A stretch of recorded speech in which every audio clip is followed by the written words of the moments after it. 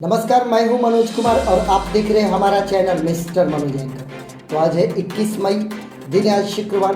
तो आइए सबसे पहले जिले के सुर्खियों पर डालते हैं नजर। जिले में 168 लोगों ने और दे दी है कोरोना को मात। अब हमारे जिले में एक्टिव केसेस की संख्या बची है 422। मुंगेर के जिला जज बने अशोक कुमार पांडे, बक्सर से हुए सम्मान विदा। ताउते तूफान ने कहीं मचाई तबाही तो कहीं हुआ मौसम सुहाना। सिमरी विवाद में आया नया मोड़। सिमरी अंचलाधिकारी ने अपने ऊपर लगाए गए आरोपों को बताया झूठा। रघुनाथपुर वार्ड नंबर 15 में नल जल का कार्य पड़ा अधूरा, निवासियों को हो रही है परेशानी। शादी समारोह में पहुंचे युवक का हुआ अपहरण, भाई ने दर्ज कराई प्राथमिकी। आरपीएफ की तत्परता से यात्री को मिले ट्रेन में छूटे हुए सामान व पैसे। तो आइए अब खबरों को पढ़ते हैं विस्तार से। तो हम आप तमाम जिलेवासियों को अपने ज़िले का कोरोना अपडेट आपको दे दें। हमें आपको बताते हुए खुशी हो रही है कि 168 लोग और हमारे ज़िले में रिकवरी कर चुके हैं। नए जो इन्फेक्शन निकल कर आए हैं उनमें ज़िला प्रशासन के द्वारा जो आंकड़ा जारी किया गया है, 24 लोगों के अंदर कोरोना के संक्रमण होने की पुष्टि की गई है। तो कुल मिलाकर अभी हमारे ज़िले में एक्टिव केसेस की संख्या है 422। दुखद बात यह है कि पिछले 24 घंटों में 4 लोगों ने कोरोना के कारण अपने ज़िंदगी की जंग हार चुके हैं। इस प्रकार से हमारे ज़िले में जो मृतकों की कुल संख्या है वो 119 पहुंच चुकी है। ज़िले में अभी तक जो दूसरी लहर की शुरुआत हुई है उसमें 6,69,000 से अधिक टेस्टिंग किया जा चुका है, जिनमें 8,055 लोगों को संक्रमित पाया गया। इनमें से 422 लोग अब केवल एक्टिव बचे हुए हैं। तो जिस हिसाब से हम तमाम ज़िलेवासी अपने ज़िले को कोरोना मुक्त बनाने के लिए अपनी अपनी भूमिका का निर्वहन कर रहे हैं, कुछ दिनों तक और यही तत्परता, यही परहेज और यही सतर्कता अगर हम बनाकर अपने जीवन शैली को और अपने दैनिक जीवन को जीते हैं तो निश्चित तौर पर वह दिन दूर नहीं जब हमारा ज़िला एक बार फिर से कोरोना मुक्त हो जाएगा। हम आप सभी ज़िलेवासियों के आपके प्रयास के प्रति आपकी मैं सराहना करता हूं और जिस हिसाब से आपने अपने जिम्मेदार नागरिक होने के कर्तव्य का निर्वहन किया है, इसके लिए आप सभी बधाई के पात्र हैं। आइए कुछ दिन और हैं, हम सभी मिलकर और कुशलतापूर्वक अपने जीवन की रक्षा और अपने परिवारजनों के जीवन की रक्षा को सुनिश्चित करें। आगे बढ़ना चाहेंगे। मुंगेर के जिला जज बने हैं अशोक कुमार पांडे। उनकी सेवा बक्सर जिले को प्राप्त हो रही थी, उनको सम्मान बक्सर जिले से विदा की गई। जिला कुटुंब न्यायालय के जज बने थे अशोक कुमार पांडे। पूरे अपने कार्यकाल में उन्होंने जिले की सेवा की। अभी सरकारी आदेश न्यायालय में आने के बाद उन्होंने अपने प्रभार को नए जज को सौंप दिया और उनसे यहाँ से विदा लेकर अब मुंगेर की सेवा करने को रवाना किया। नए जज बने हैं अंजनी कुमार सिंह। नए जज का हम स्वागत करते हैं अपने ज़िले में और अशोक कुमार पांडे को धन्यवाद करते हैं कि आपने अपनी सेवा हमारे ज़िले को दी। अब मुंगेर में आप जा रहे हैं, आपके सकुशल, सुरक्षित और खुशहाल जीवन की हम कामना करते हैं। आगे बढ़ेंगे। ताउते तूफान ने कहीं मचा दी है तबाही तो कहीं मौसम हो गया है सुहाना। यदि हम अपने बक्सर ज़िले की बात करें तो ताउते तूफान का थोड़ा सा असर हमारे बक्सर ज़िले में पिछले 48 घंटों से अधिक से दिख रहा है, जिसमें लगातार रिमझिम वर्षा होना, ठंडी हवाएं चलना। निश्चित तौर पर हमारे यहाँ का टेम्परेचर कम हुआ है। रात्रि में सोने के दौरान केवल पंखा चला लेने से एयर कंडीशनर का अनुभव प्राप्त हो रहा है। तो हमारे यहाँ मौसम तो सुहाना हुआ है, लेकिन जहाँ पर मुख्य रूप से यह ताउते गुजर रहा है वहाँ पर विनाश ला रहा है। लेकिन हमारे ज़िले के लोगों ने इस मौसम को बड़ी अच्छे से एंजॉय किया। हालांकि दिन भर रुक रुक कर बारिश होने के कारण सुबह के समय में जो दुकानें खुलती थी और जिनके कुछ बिक्री होते थे, एक तो समय इतना कम है दुकानों को खोलने का, ऊपर से लगातार बारिश ने दुकानदारों को निश्चित तौर पर नुकसान पहुंचाया है। इस तूफान के गुजर जाने के बाद फिर से एक बार गर्मी प्रवेश करेगा, अतः आप मौसम में हो रहे परिवर्तन के प्रति भी सचेत रहेंगे। आगे बढ़ेंगे। सिमरी विवाद में नया मोड़ आया है। अंचलाधिकारी ने एक नया वीडियो जारी करके और ये बताया है कि उनके ऊपर जो भी आरोप वहाँ पर लगाए जा रहे हैं वो झूठे हैं। उनके अनुसार वो रास्ते के विवाद को सुलझाने के लिए वहाँ पर गए हुए थे, लेकिन एक पक्ष के युवक और युवती लगातार उनसे अभद्रतापूर्वक बातें कर रहे थे। यहाँ तक कि वीडियो में ये भी दिख रहा है कि युवती के द्वारा उनका थप्पड़ भी चलाया जा रहा है। उन्होंने अपना पक्ष रखा है और उनका ये कहना है कि हम वहाँ पर निष्पक्ष बनकर गए थे दोनों के बीच में सुलह कराने के लिए और रास्ते के विवाद को सुलझाने के लिए। इस बाबत जब मीडिया कर्मियों ने इनसे बातें करी तो इन्होंने अपने विचार भी रखे, अपनी बातें भी रखी और एसडीओ हरेंद्र राम से भी जब वार्तालाप किए मीडिया कर्मियों ने तो उन्होंने भी इस घटना पर अपनी बातों को रखा। आइए सुनते हैं दोनों क्या कहते हैं।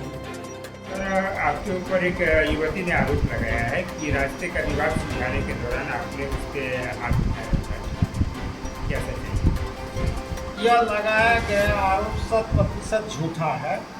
रास्ते का विवाद नहीं, किसी व्यक्ति के आवासीय घर का निकास बंद कर दिया था जो स्थल पे मैंने देखा। और वैसी स्थिति में मेरा इस लॉकडाउन में एक ही सोच था कि कम से कम एक व्यक्ति के जाने आने का एक टीना 3 फुट का खाली करा दे कि वो सब परिवार अपने आवासीय घर में आ जाए। मैंने अपनी आंखों से देखा उसका आवासीय घर बंद है। वे लोग दीवार कूद के दूसरे के यहाँ आश्रय लिए हुए हैं, शरण लिए हुए हैं। महिला पर हाथ उठाने के मामले में 100% वो सत्य है, जिसका कि कुछ न कुछ वीडियो साक्ष्य है सबों के सामने।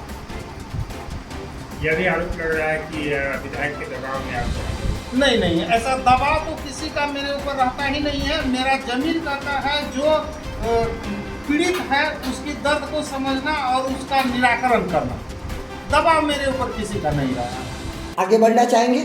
रघुनाथपुर वार्ड नंबर 15 में नल जल के कार्य को अधूरा छोड़ा गया है, जिससे कि वहां के निवासियों को लगातार परेशानी हो रही है। जो भी नल जल का कार्य सरकार के द्वारा चलाया गया उसका उद्देश्य यही था कि तमाम लोगों तक पानी, स्वच्छ पानी, पीने योग्य पानी पहुंचाई जा सके। लेकिन यहाँ के हमारे एक दर्शक ने हमें बताया कि सब कुछ हो जाने के बाद पेंटिंग का कार्य नहीं हुआ है और जो टंकी रखने का वहाँ पर कार्य था उसको अधूरा छोड़ दिया गया है, जिससे कि अभी तक इस योजना का लाभ वहाँ के निवासियों को नहीं मिल पाया है और अभी भी निवासी इस योजना के लाभ से वंचित हैं।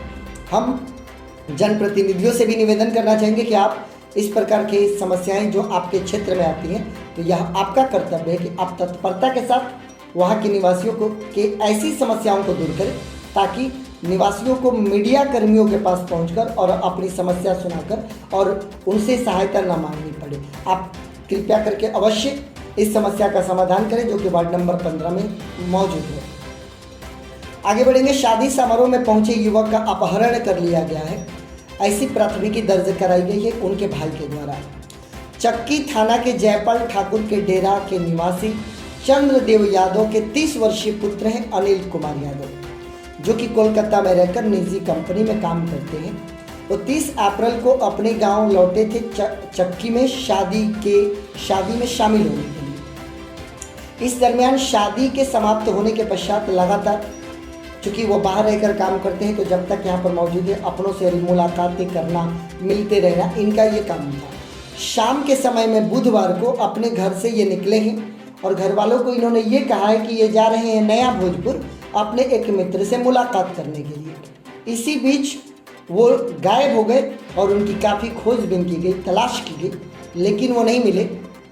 तब जाकर घर वालों को ऐसा अंदेशा हुआ कि कहीं इनका अपहरण तो नहीं कर लिया गया है, क्योंकि जनवरी में भी ट्रेन में कोलकाता से दिल्ली जाने के क्रम में इनको किसी ने बेहोश कर लिया था और इनको झाड़ी में फेंक दिया गया था। बेहोशी के हालात में इनको झाड़ी से बरामद किया गया था। अभी परिवारजनों को यह अंदेशा है कि किसी ने रास्ते में ही इनका अपहरण कर लिया है। डुमरांव थाने को ये सूचना दी गई है। डुमरांव डीएसपी के सिंह चक्की पहुंचे, उन्होंने परिजनों से जांच पड़ताल की, उनसे पूछताछ की, जिससे कि ये समझा जा सके कि अगर कोई अपहरण करता है तो क्यों करेगा, लेकिन कोई खास नतीजा और खास कारण निकलकर सामने नहीं आया। फिलहाल अज्ञात के खिलाफ अपहरण का मुकदमा दर्ज कर लिया गया है। पुलिस इस मामले की जांच पड़ताल कर रही है। डीएसपी के सिंह स्वयं इस मामले में अपने आप को आगे रखे हैं ताकि मामले का निपटारा तुरंत किया जा सके। जो भी आगे के अपडेट्स आएंगे हम आपको अवश्य बताएंगे। आगे बढ़ेंगे। आरपीएफ की तत्परता ने यात्री को उसके छूटे हुए सामान और पैसे से मिला दिया। हुआ यूं कि रोहतास जिले के कोवात थाने के अंतर्गत मंझौली गांव के रहने वाले कमलेश्वर चौधरी पटना में ट्रेन पर सवार हुए श्रमजीवी में और आरा आकर उतर गए। उतरने के पश्चात उनको ये एहसास हुआ कि उनका सामान और पैसा ट्रेन में ही छूट गया। अब चूँकि ट्रेन खुल चुकी थी तो उनके पास कोई दूसरा विकल्प नहीं था, वो दौड़कर आरपीएफ आरा को सूचना उन्होंने दिया। वहाँ से बक्सर आरपीएफ से कांटेक्ट किया गया। 12 बजे जब बक्सर स्टेशन पर ट्रेन पहुँची तो आरपीएफ की टीम ने बताए हुए बोगी में जाकर तलाशी ली और वहाँ से सामान उतारकर और सुरक्षित रख दिया गया। फिर यात्री को बुलाकर सामान की पहचान कराकर और कागजी कार्रवाई पूरी करके उनको उनके सामान को वापस कर दिया गया। अमूमन ऐसा होता नहीं कि ट्रेन में अगर आपको छोड़ दे और आपको मिल जाता है, तो कमलेश्वर चौधरी इस मामले में भाग्यशाली है। अतः अगर आप ट्रेन की यात्रा कर रहे हैं तो जैसे आप अपने आप को उतार लेते हैं वैसे ही आप अपने सामानों को भी अवश्य साथ में उतारना सुनिश्चित करें, अन्यथा सबको ही कमलेश्वर चौधरी की तरह भाग्यशाली भी होगा। यह हमारे बक्सर ज़िले का अपडेट है जो मैंने आप तक पहुंचाया। हमारा और आपका सुरक्षित रहना आवश्यक है। आप सुरक्षित रहें ताकि हम सुरक्षित रहें ताकि हम न्यूज़ बनाते रहें, और आप सुरक्षित रहें ताकि आप व्यूज़ करते रहें। हम दोनों का यूं ही हमेशा जीवन मंगलमय रहे, कुशल रहे, और हम अपने घर पर रहें, सामाजिक दूरी का लगातार पालन करें, सैनिटाइज़र या हैंड वॉश हमेशा यूज़ करें, मास्क हमेशा पहने रहें। इन तमाम छोटी छोटी बातों को अपने जीवन शैली में शुमार करके हम इस कोरोना को मात दे सकते हैं। तो आप सकुशल रहें, सुरक्षित रहें, एंड मोस्ट इम्पॉर्टेंटली कोरोना से बचे रहें, ऐसी हमारी कामना है। और आप हमारे साथ बने हुए हैं, इसके लिए आप सभी का बहुत बहुत धन्यवाद।